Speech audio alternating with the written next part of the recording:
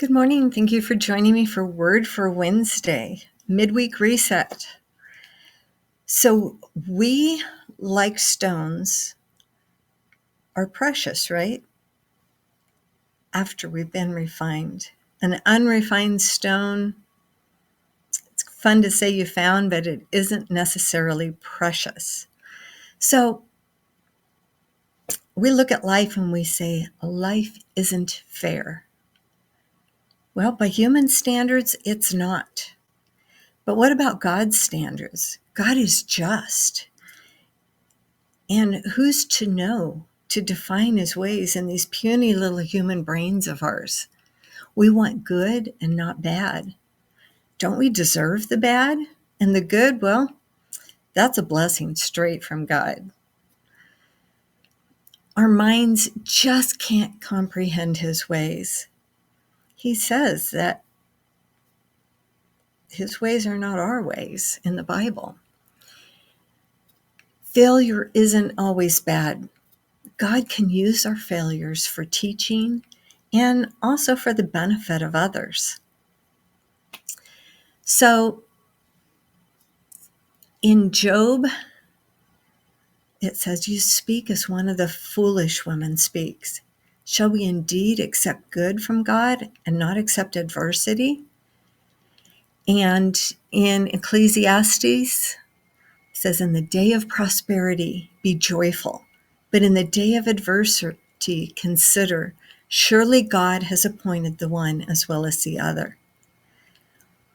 Okay, number 2, it's not about me. Sometimes our life, our struggles, are pavement for the journey for those who comes after us. Sometimes there's another purpose we don't understand in what's going on.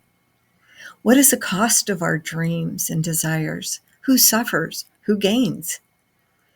The heart wants what the heart wants, and it isn't always healthy. And consider this, of all the people in the world, millions of people in the world, why do we think we deserve anything better than someone else in another place? Matthew 5:45 says, "God makes the sun rise on the evil and the good and send rains on the just and the unjust." And in 1 Timothy 6:6 it says, "Godliness with contentment is great gain."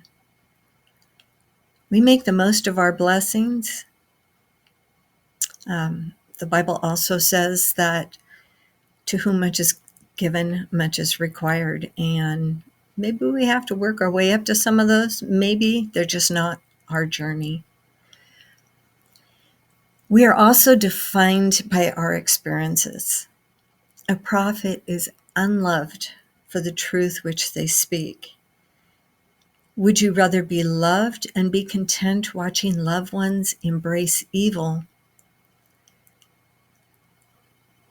Or would you be content being unloved, knowing that their souls, by hearing the truth, have been saved from evil? God knows and has a purpose for your life. Receiving our desires, what kind of person would that desire make us? Sometimes our desires are good. Sometimes our desires are not so good. We would become a different person if we receive those. What kind of person would we be? We might not like who we would be. Would you give up the joy of your Jesus journey, the insight of the Holy Spirit, that relationship with Jesus, to please the world?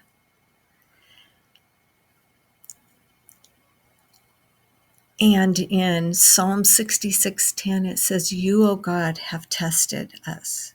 You have refined us as silver is refined."